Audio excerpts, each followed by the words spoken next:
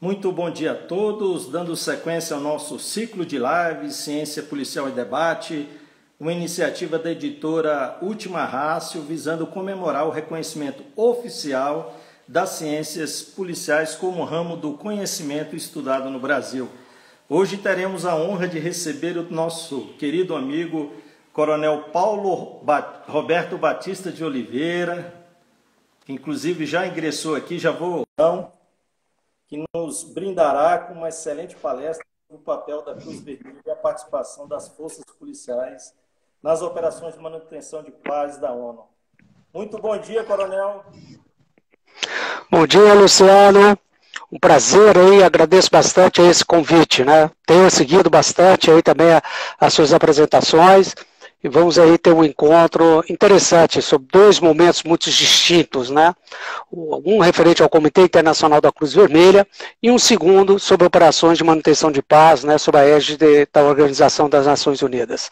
Seja bem-vindo, comandante. É uma satisfação imensa. Agradeço a vossa colaboração a esse projeto. Estava mencionando aqui que esse projeto iniciou com reconhecimento formal das ciências policiais como um ramo do conhecimento estudado no Brasil. E todos nós sabemos que o senhor teve uma participação efetiva no projeto.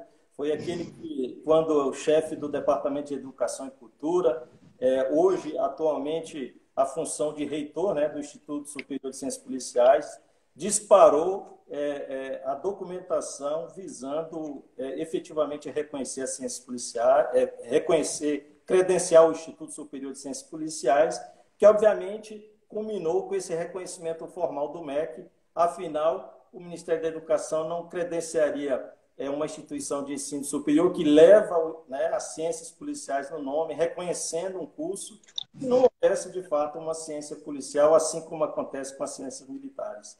Então, agradeço muito a vossa participação, agradeço a participação dos nossos queridos seguidores que estão nos acompanhando aqui nesta manhã de sexta-feira, né, fechando a semana com chave de ouro. A maioria das pessoas já conhecem o senhor, mas eu gostaria de falar aqui rapidamente do vosso currículo, até porque é um extenso currículo. Resumindo, né, o Coronel Roberto é coronel da Reserva da PMDF.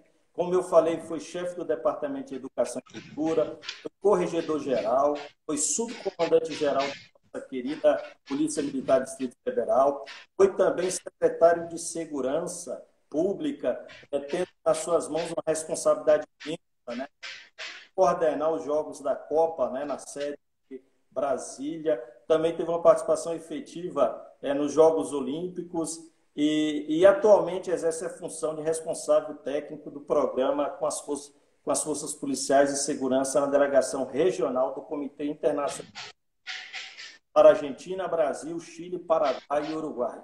Coronel, resumidamente, esse é o vosso extenso currículo, mas eu gostaria de mencionar também que o senhor foi um grande mestre, um grande mentor, foi meu comandante na academia, de certa forma tem uma responsabilidade muito grande pelo oficial que hoje eu sou, né, tendo em vista os imensos ensinamentos, ralas que o senhor e ao tempo, né, nos dá a exata menção da responsabilidade que o senhor tinha nas mãos e que, de certa forma, eu hoje fico muito feliz em saber que aquelas sementes plantadas hoje dão muitos bons frutos. A palavra é com o senhor, comandante. Seja muito bem-vindo. Luciano, muito obrigado aí pelo carinho, né? É muito bom, né? E a gente vê que o tempo passa, né? Lembrando do cadete Luciano, tenente coronel Luciano, mestre e doutor em Direito. Eu fico muito feliz, né, de ver que vários de vocês chegaram em posições chaves, né? Estão progredindo na carreira e daqui a pouco terão nas mãos as decisões, né, tão difíceis que é quando a gente chega a coronel e assume as funções de chefe de departamento, subcomandante-geral, chefe de Estado-Maior, comandante-geral, né, quem sabe eu vejo alguém de vocês como comandante-geral, secretário de Segurança, mas tudo ao longo da carreira e você está se preparando para isso, com vários outros aí da instituição estão se preparando, que é muito importante, né. Bom, sem muita delonga, né, que a gente só tem uma horinha aqui, Inicialmente eu gostaria, bueno, eu vou cambiar um pouco o idioma que veio acá, que há companheiros também de Sudamérica. Eu vou falar, como digo a vocês, um pouquinho despacio, pero la live es en portugués. Muchísimas gracias ahí al personal de Chile, de Paraguay, Uruguay, Argentina, que están ahí con nosotros en este momento. Bom, cambiando para o chip português. Eu agradeço também a todos os companheiros aí do Brasil que estão acompanhando. Aí vamos falar, então, em dois momentos muito distintos. Primeiro, o Comitê Internacional da Cruz Vermelha. E, nesse momento, né, eu transmito, né, um abraço afetuoso da Simone Casabianca, é a nossa chefe da Delegação Regional do Comitê para Argentina, Brasil, Chile, Paraguai e Uruguai, uma região mais da metade da América Latina, que ela é responsável, né? Então ela manda um abraço afetuoso a todos vocês. E em um segundo momento nós vamos conversar sobre as operações de paz e a presença, né, dos efetivos policiais nessas operações. Então são dois momentos bem distintos. Bom, primeiro vamos falar do Comitê Internacional da Cruz Vermelha, onde eu tenho a satisfação de estar trabalhando há exatamente 30 meses e um dia. Hoje completam 30 meses e um dia de trabalho aqui no comitê. Eu tenho duas responsabilidades. Eu sou o chefe do escritório do comitê aqui no Rio de Janeiro e sou o responsável técnico do programa com as forças policiais e de segurança. Bom, o que é o comitê? Né? Eu gosto de dizer isso, eu vou falar o conceito e já vou tirando algumas dúvidas que as pessoas têm a respeito do comitê. O comitê é uma organização internacional.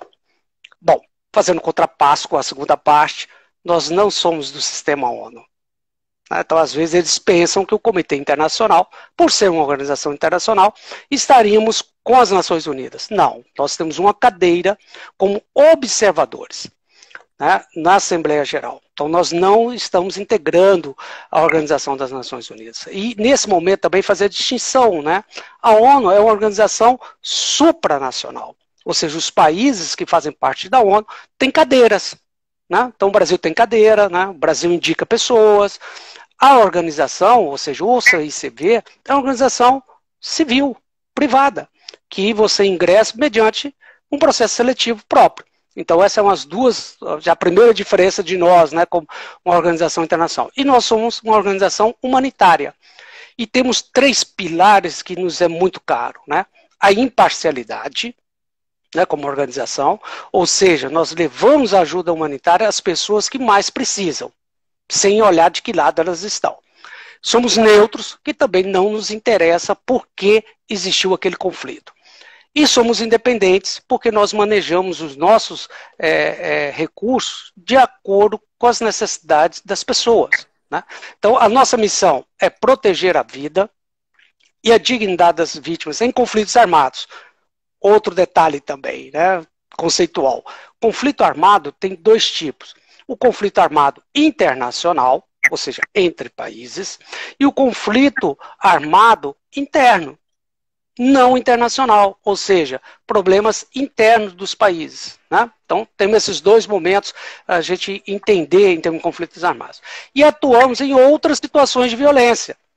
É o caso do Brasil. O Brasil não tem conflito armado. Então, todas as vezes fala que o Brasil vive em guerra, eu olho e falo, olha os conceitos internacionais, nós não vivemos uma guerra, nem é um conflito armado internacional, nem é um conflito armado interno. Nós não temos isso. Nós vivemos outras situações de violência, como é onde nós estamos trabalhando hoje como delegação. Né? Argentina, Brasil, Chile, Paraguai e Uruguai não tem conflito armado.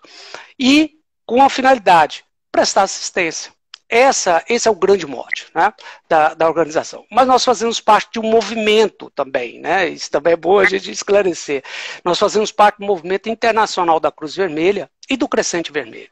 São três elementos, né? O comitê, e aí eu já faço uma outra parte com a segunda parte da nossa apresentação, que é a ONU, né? O comitê, ele cuida do direito internacional humanitário. Nós não somos a organização de direitos humanos. Então, nós cuidamos do quê? Do direito internacional humanitário. O que é o direito internacional humanitário? É o direito internacional dos conflitos armados, muito conhecido como DICA. Né? E aí tem as 4 convenções de Genebra e os 3 protocolos adicionais. Então, isso é o comitê. Quando a gente entrar na segunda parte, Sistema Nações Unidas, presença policial em operações, nós iremos falar de quê?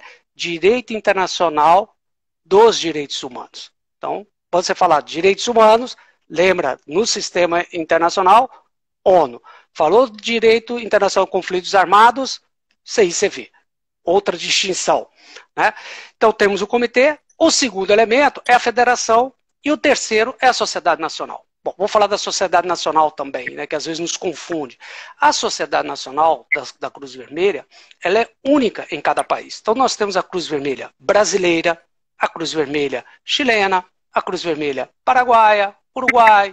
Então em cada país existe uma sociedade nacional da Cruz Vermelha, que não é o comitê. E temos a federação. A federação, ela congrega as sociedades nacionais. Então, temos esses três elementos. Nós temos o Comitê Internacional, nós temos a Federação Internacional e temos a Sociedade Nacional. Cada um regida por uma legislação, cada um com seu orçamento próprio e não há subordinação. Então, isso é muito importante, né? Porque às vezes fala, você é da Cruz Vermelha? Não, eu sou da Cruz Vermelha, Comitê Internacional. A Cruz Vermelha, quando você fala Cruz Vermelha, é a Cruz Vermelha brasileira, é a Sociedade Nacional, é a nossa parceira operacional, que trabalhamos diretamente com eles também. Então, esses três elementos é muito bom entender a separação entre eles e não confundir um com o outro, né? Porque não, fazemos parte do movimento, mas de uma forma diferente. Outra coisa interessante também é lembrar que o CICV está presente em mais de 100 países. Temos mais de 18 mil colaboradores. E dentre esses 18 mil colaboradores, temos mais ou menos 2.800 que são internacionais, né? E aí tem aquela figura, né? Por exemplo, a Simone é uma funcionária internacional. A Valentina, que está trabalhando como chefe do escritório em Fortaleza, é internacional. O Michel, que está respondendo pelo escritório em Boa Vista, é internacional. Eu, que estou respondendo pelo escritório do Rio de Janeiro, sou nacional, né? Então, a gente tem essas duas características, o funcionário internacional e o funcionário nacional. Então, o internacional ele pode girar pelo mundo, de acordo com de 2 em 2 anos, de 4 em 4 anos, aí, isso é de acordo com cada um se apresenta, né, para as vagas. E você também, nacional, pode também se inscrever para uma dessas vagas internacionais. Não há nenhum problema disso. Tem os critérios, os requisitos, né? E aí eu peço, né, para depois vocês conhecerem um pouco mais sobre o CICV, entra na nossa página, né? cicv.org.br. Ali tem todas as informações, tem vagas de emprego. Aí eu falo mais para o nosso pessoal que está na reserva, né, Luciano? A vida pós-corporação. Né, a vida pós-corporação, né? E eu sou um exemplo disso, eu estou trabalhando, né? Então você também pode se candidatar às vagas, tanto no Brasil ou também como uma vaga internacional, aí você escolhe e pode ir, né? Sem nenhum problema. A nossa delegação tem alguns pontos de trabalho aqui, né? A delegação está em Brasília, como eu referi, onde está a Simone. Nós temos então um escritório no Rio, um escritório em São Paulo, um escritório em Ceará, né, em Fortaleza, um lá em Roraima, que é Boa Vista, um escritório também em Buenos Aires. Então, esses são os nossos escritórios hoje, né, cobrindo a região. Temos esses 5 escritórios. E o que nós estamos trabalhando aqui no Brasil? Não tem conflito armado, mas tem outras situações de violência. Então, nós trabalhamos com apoio aos serviços penitenciários, trabalhamos na cooperação com a sociedade nacional.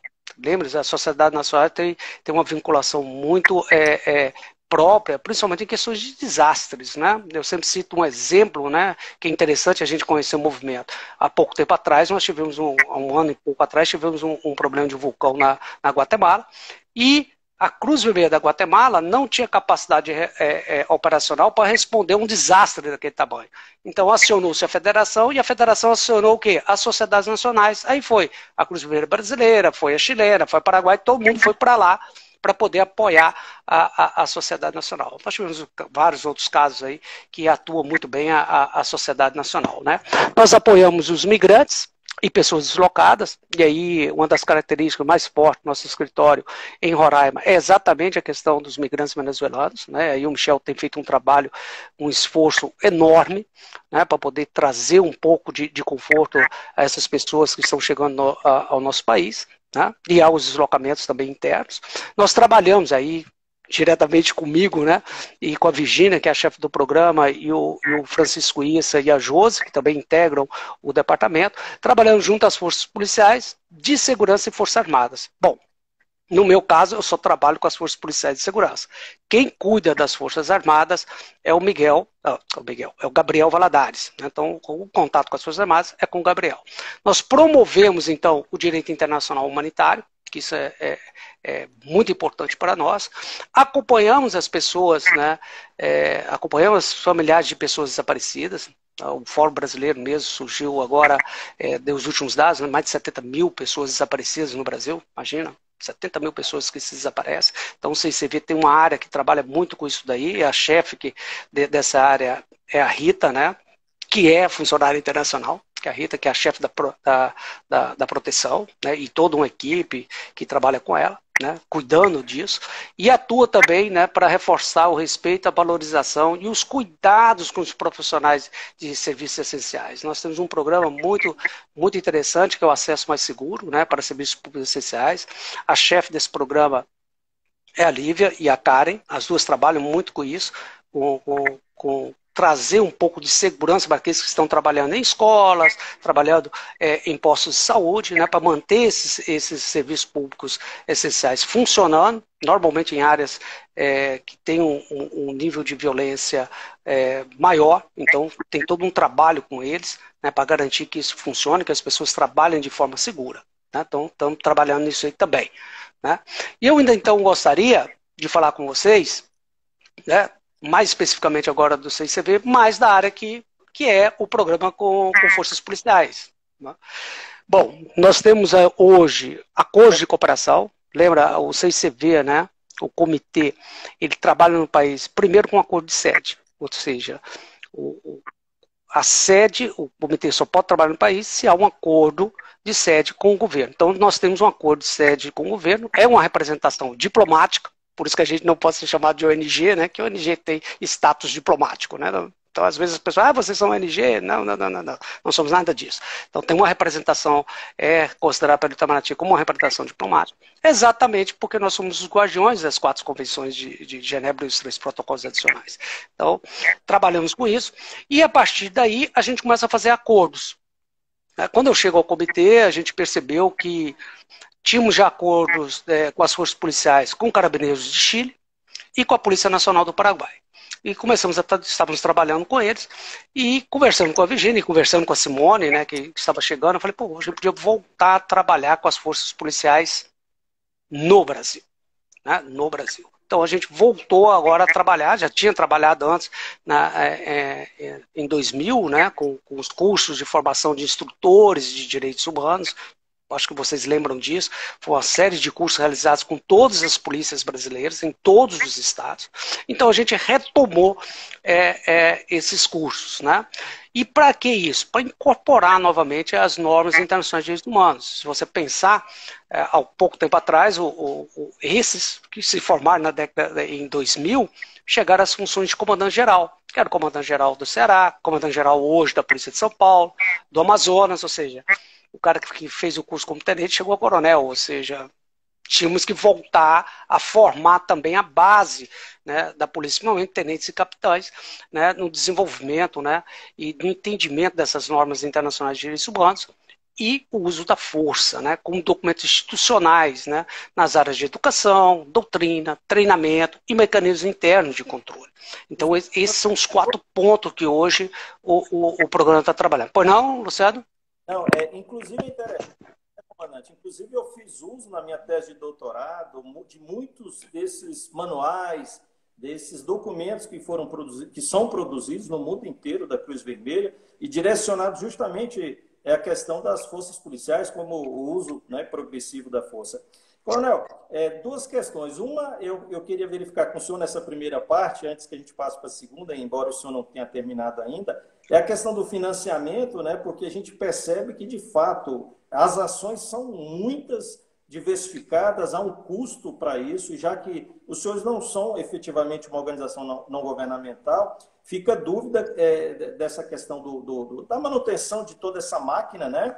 E também uma outra questão que eu gostaria de mencionar e que é fantástico, é muito interessante essa oportunidade que nós estamos tendo aqui de conhecer um pouco mais a Cruz Vermelha. No período que eu morei em Portugal, eu percebi, assim, me surgiu a questão de que eu percebi que lá havia um maior conhecimento por parte da sociedade, da população em relação ao trabalho da Cruz Vermelha. Obviamente, há toda uma explicação para esses contextos, né, de atuação da Cruz Vermelha lá. E eu percebia também, por exemplo, eu fiz um curso na Brigada de Intervenção do Exército Português de Missão de Paz e Ação Humanitária. E o que eu percebi nesse curso é que ele foi aberto também para cidadãos comuns e não só militares. E lá tinham pessoas que efetivamente, como voluntários, atuavam no fronte, apoiando sem nenhuma correlação com o Estado, inclusive pessoas que serviam a Cruz Vermelha. Coisa que a gente, ou pelo menos na minha ignorância, a gente não percebe com maior frequência no Brasil. Então, de repente, é por isso que eu acho interessante essa fala do senhor, para que, inclusive, informando a questão de vagas, né, de uma possibilidade, e também de voluntariado, né, porque eu percebo na Europa, as pessoas são muito movidas também pela parte da responsabilidade de contribuir para um projeto grandioso como é o da Cruz Vermelha. Exato, Luciano. Boa pergunta. Bom, nós vivemos de doações. Né? Então a gente recebe doações. Então todo o nosso trabalho é doações. Alguns governos doam também para a Cruz Vermelha, para o Comitê Internacional da Cruz Vermelha, e também recebendo doações de pessoas físicas. Então, a gente vive realmente só de doações. Então, todo o nosso trabalho, por isso a independência, né, daqueles 3 critérios, neutralidade, imparcialidade e independência, porque quando a gente recebe essas doações, nós temos que prestar conta disso também. Então, a prestação de conta ela tem que estar voltada exatamente para as pessoas que mais necessitam. Então, todo o dinheiro que é arrecadado, ele é direcionado para as pessoas que mais necessitam. Então, isso é importante. Quando você fala de voluntariado, a Cruz Vermelha Internacional, ela trabalha, todos nós somos voluntariados, mas contratados. Há o voluntariado muito comum na sociedade nacional, que ele doa o seu tempo para a Cruz Vermelha. Então, isso é comum, né? Mais comum na Sociedade Nacional da Cruz Vermelha. Então, isso é comum. Quanto aos cursos, eu vou falar no segundo momento, quando eu falar lá do Secopab, né, eu vou fazer esse comentário. Né? Tem como, sim, você fazer alguns cursos, né, para atuar em operações de paz sendo civil, você não precisa ser nem policial e nem militar. Tá? Não há essa necessidade para trabalhar em contexto de operações de paz. Mas eu vou comentar exatamente no ponto seguinte. Voltando ainda ao programa, né, com forças policiais, hoje a gente tem já alguns convênios e acordos firmados, né, acordos de cooperação até firmados. Nós temos com a Secretaria de Segurança Pública e Defesa Social do Ceará, onde nós estamos, por meio da Academia Estadual de Segurança Pública lá do Ceará, a gente está trabalhando com a Polícia Militar, a Polícia Civil, né, a perícia, que a PFORST dele é separado, né, da Polícia Civil, na formação de instrutores. Né? Então a gente tem trabalhado com eles nesse ponto. Temos também um acordo com a Secretaria Municipal de Segurança Cidadã, da cidade de Fortaleza, por meio da Academia Municipal de Segurança Cidadã, que é a Guarda Municipal de Fortaleza. Com eles nós estamos trabalhando em 2 momentos. Estamos trabalhando também no curso de formação e estamos trabalhando também na construção de protocolos operacionais padrão, o famoso POP. Né, tá trabalhando com POP com eles. Temos um acordo aqui com a Secretaria da Polícia Militar do Rio de Janeiro, né, trabalhando também na área de educação com eles, nesse momento. Inclusive ontem nós iniciamos um seminário com eles virtual e vão ter um encontro presencial em dezembro. Né, ou seja, estamos atualizando os instrutores, também é muito necessário, né?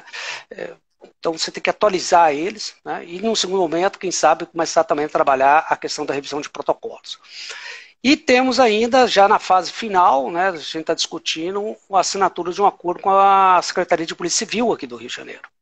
Então, estamos já na fase final já dos ajustes, né? Que cada instituição é diferente, né? Cada instituição tem uma peculiaridade. E ainda estamos aí com o Ministério da Justiça, né, e Segurança Pública também em vias de assinar mais um acordo. Então, é isso que a gente está trabalhando aqui hoje no Brasil com as forças policiais. Né? Então, isso é bem interessante, esse trabalho.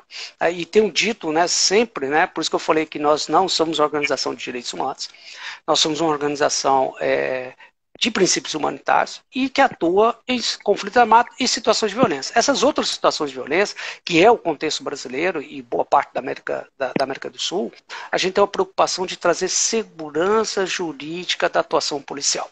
Então, a nossa preocupação é trazer segurança jurídica da atuação policial para que ele desempenhe bem seu papel e sirva e proteja a sociedade. As forças policiais, elas são de Estado, não é de governo. Ela está sobre a orientação do governo do momento, mas ela é uma instituição de Estado. Se ela é uma instituição de Estado, ela protege a população. Então, nosso papel com as forças policiais é exatamente trazer esse marco de segurança jurídica dentro de padrões internacionais de conduta que vai refletir na atuação do policial no seu dia a dia na rua. E com isso traz segurança. Bom, você foi oficial de corregedoria, eu fui oficial de corregedoria, a gente via muitos procedimentos acontecerem e várias vezes quando a gente ia decidir naqueles inquéritos ou sindicatos, fala assim, aqui o cara não teve uma formação adequada para enfrentar determinadas situações. Olha que ele não conheceu o marco internacional sobre os princípios básicos do uso da força e armas de fogo, por exemplo.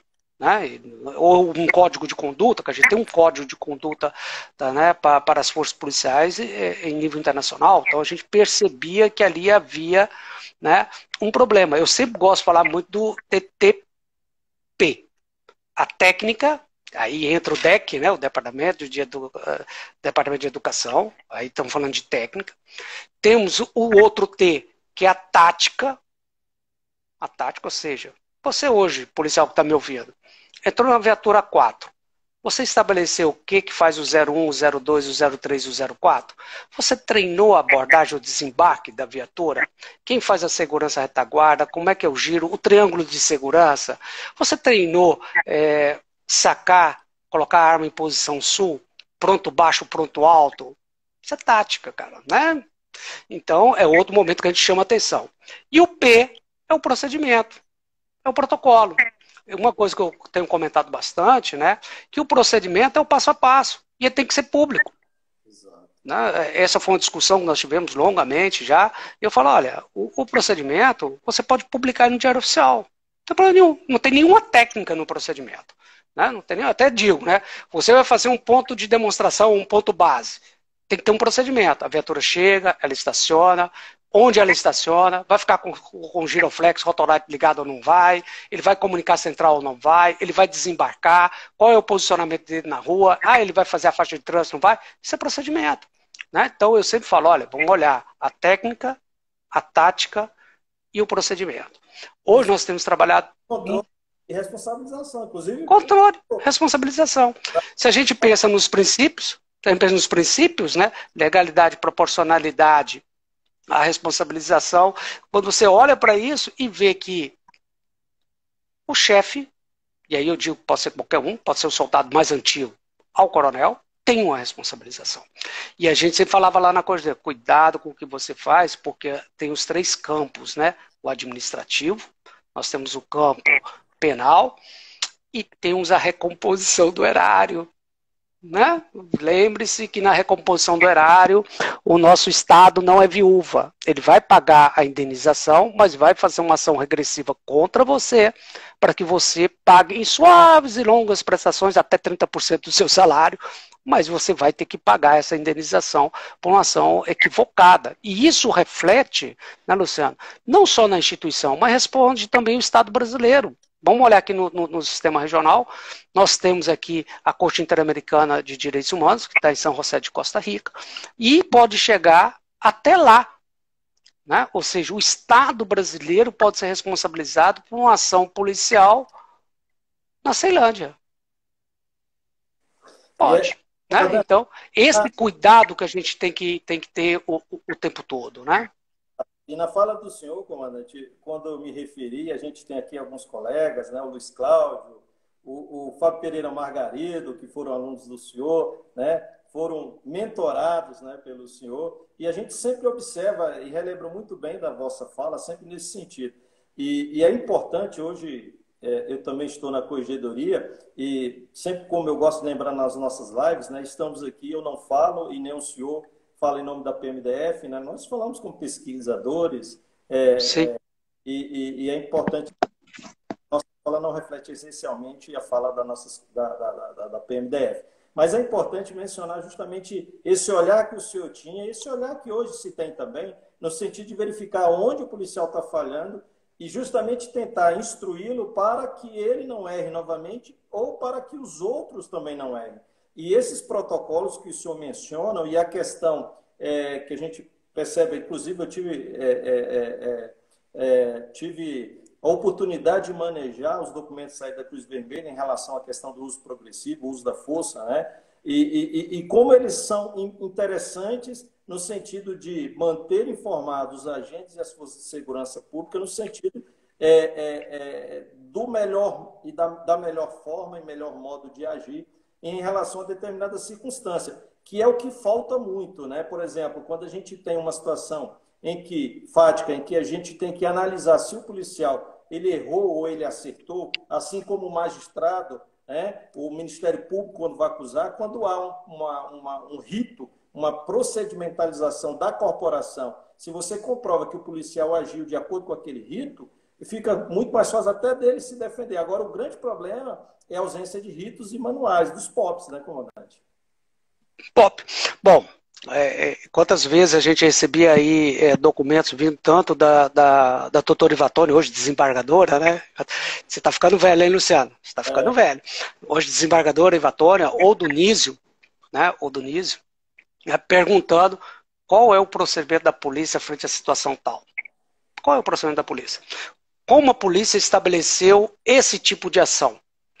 E a gente, na corregedoria, né, e toda a assessoria, explicando para ele como é a técnica, a tática e o procedimento, né, para demonstrar que o policial atuou dentro da técnica, que foi a formação inicial ou continuada, dentro da tática estabelecida pela polícia, e adotou o procedimento correto. Né? Então, do ponto de vista correcional, não havia nenhum problema, porque ele estava amparado nesse triângulo. Né? Então, isso é muito importante que os policiais compreendam isso. E esse é o papel do CICV, porque a gente está preocupado também com a consequência, né? A consequência humanitária disso daí. Então, a gente está preocupado. A gente não discute as causas. Aqui o CICB não. As causas é questão de governo. As consequências, sim, é uma preocupação do CICV. Bom, para fechar essa parte, que eu quero também falar um pouquinho sobre a ONU, né? Eu queria dar para essa conta, né, cara? Nesse período de Covid, o CICV, e não só o CICV, mas todas as organizações que trabalham nesse aspecto humanitário foram muito demandadas, né? E o CICV, então, a partir de março até outubro, ele fez uma série de trabalhos humanitários aqui no Brasil, na região. Pra vocês terem uma ideia, a gente doou mais de 90 mil equipamentos de proteção individual, 66 máquinas de costuras industriais para que pudesse fazer realmente as máscaras, né? Distribuímos mais de 103 mil máscaras, né, produzidas internamente, tá? Mais de 20 mil lancetas para exame de Covid, 8.800 metros de TNT para fazer máscaras, né? 28 mil itens de higiene pessoal. Né? 5 mil, infelizmente, tivemos que distribuir isso, né? Não é uma coisa boa, mas tivemos que distribuir mais de 5 mil sacos mortuários, né, para apoiar a parte de perícias, né, e até mesmo do bombeiro aqui no Rio de Janeiro, que faz o recolhimento de corpos na rua. Né? Fizemos mais de 45 mil ofertas de serviço de conectividade para migrantes, ou seja, o cara chega aqui e ele tem que se ligar com o país de origem, como é que ele faz, a gente proporcionou isso daí. Né? Mais de 37 mil outros serviços para migrantes, né? E fizemos várias recomendações, não só para as Forças Armadas, mas também para as polícias dos 5 países, porque a pandemia não muda as normas internacionais de proteção.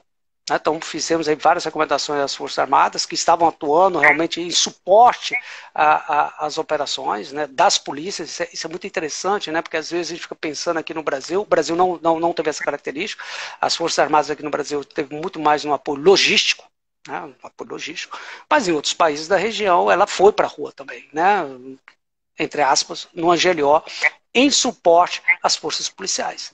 Então, fizemos uma série realmente de informações para eles, né, lembrando, né, esses procedimentos internacionais de conduta, muito importante nesse momento de pandemia. Né, entender que esse momento de pandemia é um momento excepcional, mas de saúde pública. Não é segurança pública. É saúde pública. Então, as Forças Armadas e as polícias, elas foram partes da resposta, né, dos governos para tentar manter uma certa ordem, né, e seja mesmo dentro do isolamento social, alguns países decretaram, inclusive, toque de recolher, né, controle de fronteiras, né, patrulhamentos de áreas mais sensíveis. Então, as forças policiais e as Forças Armadas foram muito requisitadas e nós percebemos como delegação a necessidade de encaminhar recomendações para eles, manter contatos, reuniões e tudo. Então, isso foi um trabalho bem pesado nesses últimos dias. Bom, gente, então do comitê, eu acho que tá bom, né? Tá bom, né? E ó, lembra vocês, olha lá a nossa página, cicv.org.br, ali tem uma série, como o Luciano falou, nós temos uma série de documentações que servem tanto para as Forças Armadas como para as forças policiais.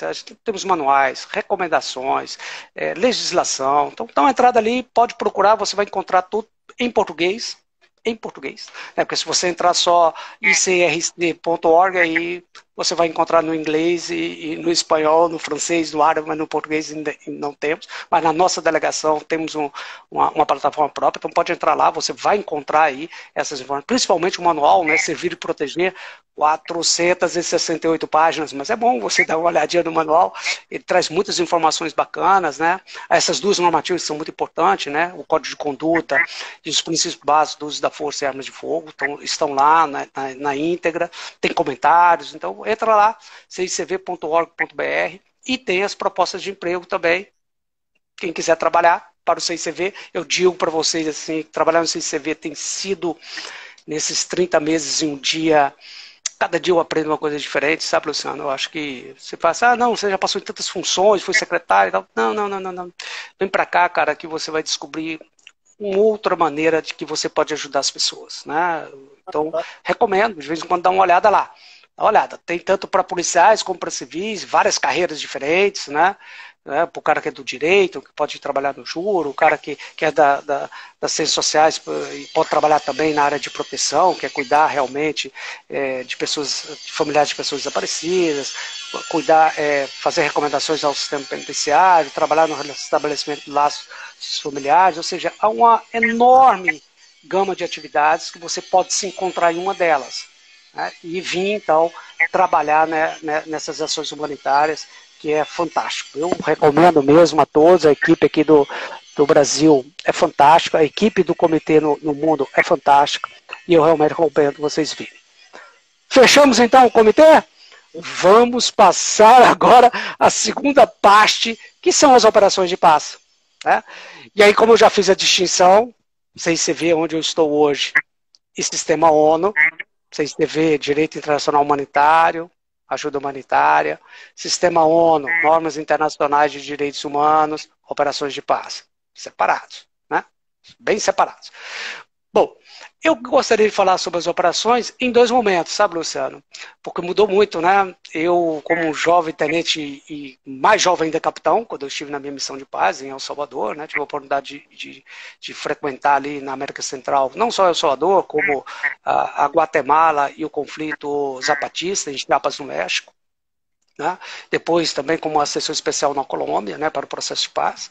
Mas nós temos dois momentos muito distintos nas operações, né, que antes de eu entrar mais a fundo, né, nós temos missão de paz, uma missão de paz que é divisora, Luciano, nisso tudo. Que é pouco, às vezes as pessoas ficam falando, eu participo de alguns fóruns sobre operações de paz, mas às vezes eu vejo que eles não percebem a grande mudança que houve no contexto das operações de paz. E essa operação de paz chama-se Timor-Leste. Timor-Leste, na metade da década de 90, e antes disso. Então eu vou fazer um recorte. Antes do Timor-Leste, qual era a participação dos policiais? Eu vou fechar no Brasil. Né? Vou fechar no Brasil. Qual era a nossa participação? Onde nós estávamos antes do Timor-Leste? Nós estivemos Angola e Moçambique, na África. El Salvador e Guatemala, na América Central. E as 3 missões nos Balcãs, Macedônia, Iugoslávia e Croácia, Croácia e Herzegovina. O que acontecia nessas missões antes? Estavam sob a égide de quê? Do Departamento de Operações de Manutenção de Paz, o famoso DPKO. Nós estávamos aí. Mas qual era a característica do policial que integrava nessa missão? Desarmado. Talvez poucas pessoas observaram que a participação brasileira antes da missão do Haiti, antes da missão do Timor-Leste, era desarmado. Você não portava armas nas operações. E a sua função ela era muito específica. Você ia ver, patrulhar acompanhando a polícia local. Desarmado. Até desarmado. E, cara, né, eu estava na América Central, né, cara, papito, eu não posso contar o que mirei, né? Então, quando eu olhava ali, eu questionava isso com o chefe da divisão policial, que era o general Homero Vaz Bresques, uruguaio, mas falava português perfeitamente, né? Eu olhava e falei, pô, general, como é que a gente vai acompanhar uma patrulha da polícia desarmada? Esse é o nosso mandato, é o famoso mandato da missão. Bom, então a gente fazia isso, e a gente ia para as academias de polícia, o quê? Promover as normas internacionais de direitos humanos. Basicamente, código de conduta e os princípios básicos do uso da força. Então a gente estava ali. O que mais você fazia? Não, a gente acompanhava também o processo eleitoral. Tá, também acompanhávamos o processo eleitoral. Você integrava equipes multidisciplinar para verificação de violações de direitos humanos. Então era você, um jurídico, né? Então você como policial, um jurídico da ONU e um cara de direitos humanos. Tá, desarmado. Você fazia visitas às bases, né, onde estava concentrado o pessoal da guerrilha. Né? No meu caso era a FMLN, né, Frente Farabundo Mártir de Libertação Nacional, ou o RNG, que era na Guatemala. Desarmado. Né? Então, todas essas operações, ou se fosse lá em Angola, ou em Moçambique, ou mesmo nos Balcãs, todo mundo desarmado. Né? Vem a operação do Timor-Leste, e aí há uma mudança, né? Há uma mudança na característica da presença do policial. Ele vai armado. Ele passa a portar a pistola, o armamento de defesa pessoal. Isso é uma grande modificação que houve, né, na presença dos policiais em operações de paz. Aí seguiu, né? Se a gente olhar hoje o contexto, quantas operações de paz nós temos hoje no mundo? 18, companheiro. Nós temos 18. Todas elas têm presença do CICV também com ajuda humanitária. Nós temos ainda, nós estamos falando em 2020, nós ainda temos 18 conflitos armados no mundo. Desses 18 conflitos, 11 há presença de policiais. Né? Então, poxa, 18 conflitos, desses 18 nós temos 11. 11 há presença de policiais nessas operações. Armado. Coisa que não acontecia até o Timor-Leste. Então você está armado. Mudou? Mudou de novo o escopo do trabalho do policial. Que ele faz agora o quê? Patrulha. Ele faz o quê? O patrulhamento ostensivo. Ou ele faz sozinho, ou ele faz complementar a polícia local. Mas agora armado. Então ele atende ocorrência. Então ele mudou o escopo. Né? Então, o policial hoje que está nas Nações Unidas, ele já está muito mais próximo da atividade normal que ele executa no país dele. Né? Bom, há vantagens e desvantagens. Né? A desvantagem que eu digo é que você está armado e você pode ser recebido a tiros numa comunidade dessas quando você está patrulhando. Coisa que jamais acontecia, né, conosco lá na América Central. Eu ia em locais patrulhando, não atirava em mim, porque sabia que eu estava desarmado, não tinha nem colete balístico. Nem colete balístico. Então todo mundo sabia que nós da ONU, policiais da ONU, não estávamos armados. Então não tinha muito. Bom, tinha um probleminha ou outro, né? Missão de paz sabe como é que é, né? Sempre tem um problema ou outro. Mas no geral, você estava bem. Hoje não. Hoje os policiais também são vítimas da violência quando eles estão atuando em territórios de conflito armado, devido a essa mudança do posicionamento da ONU. Bom, quando a gente olha esses dois momentos, a gente tem que dar uma olhada agora lá para Nova York. Vamos dar uma olhada lá em Nova York. Se antes a gente tinha um DPKO, e lembra, gente, o DPKO é de 1992. Em termos de contexto, né, ontem, de 1992, né, o Departamento de Operações de Manutenção de Paz, que de agora é DOP, é Departamento de Operações de Paz, já mudou de novo. E aí tem uma característica também que é divisora de água, e pouca gente lembra disso, que até a missão do Timor, você fazia parte do quê? Da Polícia Civil das Nações Unidas. Esse era o termo técnico. Você fazia parte, né, da divisão de polícia, da Polícia Civil das Nações Unidas. Né? Mas lembre, gente, vou fazer uma parte. Civil para a ONU, a polícia que é civil para a ONU, é aquela polícia que não está subordinada aos militares, que não faz parte do Ministério da Defesa. Ele faz parte do Ministério do Interior, Ministério da Segurança Pública, né? Ministério da Justiça. Então, as polícias que estão vinculadas a isso, no campo internacional, é bom sempre fazer isso, né? Elas são polícias civis.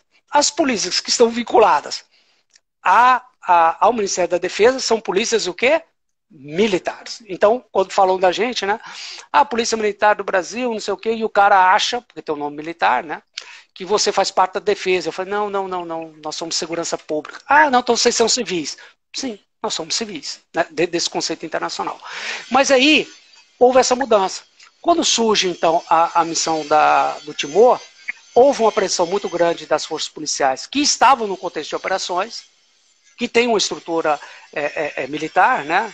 Por isso eu sempre brinco, né? Tem 3, 4 coisas que você encontra em qualquer polícia, não é não, Luciano? O cabo, o sargento, o tenente e o capitão. Essas 4 figuras, qualquer polícia tem. Tem o cabo, tem o sargento, tem o tenente, tem o capitão. Inclusive com a mesma nomenclatura, né? Cabo, sargento, tenente, capitão, inclusive com a descrição dos símbolos, né? Você olha e fala, esse cara é capitão, ou é 3 estrelas, ou é 3 coisa redonda, ou é 3 barrinhas, é capitão, você não tem dúvida. Então esse daí tá. Então houve uma pressão das forças policiais junto lá ao então DPKO e falou, olha só, na realidade nós somos polícia da ONU. Não somos polícia civil da ONU. Algumas instituições ficaram incomodadas com esse termo civil, né? E aí mudou.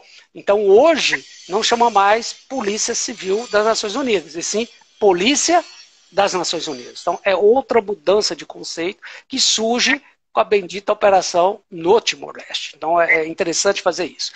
Bom, mas dentro do DOP, hoje, para você que está me assistindo, né? Ou está nativo, ou até 5 anos de reserva, você pode se candidatar às vagas, porque a ONU tem isso, né? A ONU tem, como ela é supranacional, vai vir vagas para o Brasil. Temos 10 vagas para o cara trabalhar na divisão policial no Haiti. Aí vem para o governo brasileiro, por meio do Exército Brasileiro, faz o processo de seleção entre a polícia, depois esse pessoal selecionado vai para o Secopab, que é o Centro Conjunto de Operações de Paz, que é aqui no Rio de Janeiro, faz o curso, e em seguida, então, ele está pronto para integrar a missão. Bom, mas lá no DOP, nós temos um departamento, né, ou seja, um escritório que é muito importante para nós, que chama-se o Escritório de Fomento do Estado de Direito e das Instituições de Segurança. É ali que a gente tem que buscar uma cadeira. O Sérgio Carreira teve por lá. Foi a primeira vez que nós tivemos um policial brasileiro diretamente lá no Departamento de Operações de Paz, numa função chave. Uma função chave. Não, mas quando o Van Discussão não sair, não substitui. Não substitui porque a cadeira ela é vaga, ou seja, todo mundo se candidata e vai para lá, passa no processo seletivo, ele assume a função. Né? Então, esse local é muito importante para nós, né? Porque ali faz o quê? O relacionamento de quem? Polícia, a parte judicial, a parte penitenciária, relacionado com Minas, a gestão de armamento, o desarmamento de Minas, a desmobilização, a integração de ex-combatentes e a reforma do setor de segurança. Então, esse local é estratégico para você ter alguma representação policial lá. Então, eu gosto de falar disso, né? Quando você fala do DOP, cara, o DOP é um mundo, né, cara? Se você abrir aquele organograma ali, você se perde nele. Mas tem uma caixinha que é essa, né? O Escritório de Fomento do Estado de Direito e instituições de segurança. Pois não. Essa singular que o senhor falou, nesse enquadramento de não ser nem uma polícia civil e nem, de certa forma, uma polícia militar subordinada às Forças Armadas, nos leva a uma indagação a respeito da situação atual das polícias militares brasileiras ainda estarem subordinadas dentro desse processo seletivo ao Exército Brasileiro. O senhor vê uma possibilidade de que a polícia, ela avançando como ela está avançando, como o senhor mesmo mencionou, o assentamento do próprio Sérgio Carreira, que de fato foi algo inédito, né? E a gente vê a efetiva participação das polícias militares nesse processo. O senhor acha que é o caminho natural ou o senhor acha que é impossível disso acontecer? Porque, obviamente, a gente tem um órgão intermediário nessa relação, né? Porque na realidade, cara, o Secopab, dentro da visão da ONU, né, ele tem que integrar todo mundo. Tem que ter uma estrutura, cada país que quer enviar individualmente, que são os observadores, ou tropa. Lembra, o Brasil ainda não enviou nenhuma tropa de polícia. Nós não enviamos tropas de polícia, nós mandamos o quê? Policiais individuais. O general né? Individuais. Esteve aqui no nosso ciclo de lives, né? Assisti. Estive com ele semana passada no simpósio. Estive com ele no simpósio semana passada. Então, o Brasil ainda não manda contingente policial. Ele manda individualmente policiais para integrar as missões. Então, isso é uma diferença que a gente, às vezes, não percebe, né? Quem já teve missão de paz chega lá e encontra um contingente francês. Ou encontra um contingente asiático. Normalmente para unidades antimotins, né? Choque. Você encontra esse grupo. O Brasil ainda não tem isso. Por isso a gente tem um centro. Mas isso é uma imposição da ONU. A gente tem que ter um centro, né, que reúna os militares, as 3 forças singulares, Exército, Marinha e Aeronáutica, na preparação, e as forças policiais. E os civis. Por isso que eu falei, vamos voltar lá no Secopab. E os civis. Então, esse centro, né, o Secopab, ele faz parte de uma rede. Então, a gente tem Secopab aqui no Brasil, temos Secopab no Peru, temos na Argentina, que é muito bom, na Argentina, temos no Uruguai, temos no Paraguai, né, onde junta todos ali que vão integrar a missão de paz. Né? Então, aí nós temos que é a capacitação. Né? Ou seja, é o primeiro T, né? Técnica. Né? Ali você vai estudar a técnica, a tática e o procedimento para trabalhar na operação de paz. Então, é o Secopab. O Secopab tem ali uma caixinha direcionada às forças policiais. Então, está ali.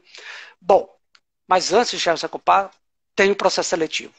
Tem um processo seletivo nisso daí. Né? Esse processo seletivo, então, está com o Exército Brasileiro e tem feito muito bem. Tem feito muito bem. Né? Ele tem feito muito bem. Como aí eu digo, ele tem uma característica. Né? Quem lideraria esse processo? Né? Porque no Brasil nós temos uma Polícia Federal, uma Polícia Rodoviária Federal, uma Polícia Penal, agora temos uma Polícia Penal, temos a Polícia Militar, temos a Polícia Civil, temos a Guarda e temos a Perícia Forense. 7. Então, eu entendo hoje, né, e isso talvez no futuro se supere, eu acho que cada vez mais o Ministério da Justiça e Segurança Pública está, como é que eu vou dizer assim, empoderando a Senasp, né, empoderando a Senasp, talvez no futuro possa ser feito pela Senasp, porque a Senasp reúne todo mundo lá, né, e a Senasp além de ter isso tudo, ainda tem a Força Nacional, ainda tem os bombeiros. Agora, Coronel... Ainda tem os bombeiros. Junta todo mundo lá. Talvez no futuro seja possível resolver isso daí. Agora, criar um centro só para a polícia, eu acho que a ONU vai dizer, não, a gente tem em todos os lugares tem um centro, né? Tem um centro conjunto para operações de paz. E não é só o Brasil, são todos os países, né? E aí o Secopab ele já tem uma expertise nisso daí, talvez reforçar mais a presença de policiais na caixinha direcionada para a polícia, e eu creio que isso aí é possível de ajustar, né? Porque também tem verba, né, cara? Coronel, verba. Está caminhando um pouco para o final, falta aí uns 4 minutos, 5 minutos. Tô vendo. Passa rápido, né? Ainda mais quando o papo é bom, né? O papo aqui é muito bom. E, Coronel, assim, é o que a gente observa, de fato, existe uma certa incompreensão por parte de alguns comandos, né? De certa forma, com os efetivos reduzidos, no sentido de compreender o importante papel que um policial possa vir a desenvolver, primeiro na questão de contribuir para o bem, né, para a paz social, que eu acho que é uma responsabilidade de todos, mas também para a própria representatividade da corporação, representatividade do país e também para a própria preparação que a gente percebe dos oficiais que tiveram oportunidade, como o senhor, de integrar essas missões, quando voltam para suas corporações, voltam com uma capacidade de gestão, com uma compreensão de um mundo, né, de coisas, como muitos dizem, que, de certa forma, agregam valor institucional. Mas, infelizmente, a gente ainda percebe que há uma certa... porque se tem a ideia que o cara está se dando bem, né? E, na verdade, não é isso. E, às vezes, tem alguns oficiais que se destacam, vai mais de uma missão, porque justamente criam uma certa liga, né, com a ONU e se profissionalizam e, de certa forma, ainda há essa visão deturpada, né, que é algo que precisa ser trabalhado.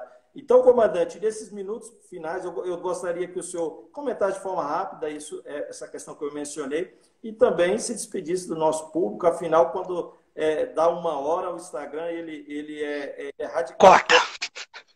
Então, gostaria de finalizar também agradecendo a participação dos nossos queridos amigos aqui. Eu vi vários oficiais que integraram missões de paz, né, de várias polícias. Agradeço. Lembrando que a nossa live estará disponível daqui a uns 10 minutos no YouTube para que os senhores possam divulgar e acompanhar novamente. Lembrando ainda que esse ciclo de lives é um projeto da editora Última Rácio. Para quem não me conhece, eu sou o Tenente Coronel Luciano Loyola da Silva, também doutor em Direito. A palavra é do senhor, comandante, para encerrar. Tá, Luciano, muito obrigado pela oportunidade, né? E em nome da Simone também agradeço aí esse convite para a gente falar um pouco do CICV. E sobre as operações de paz, para finalizar, eu digo, né?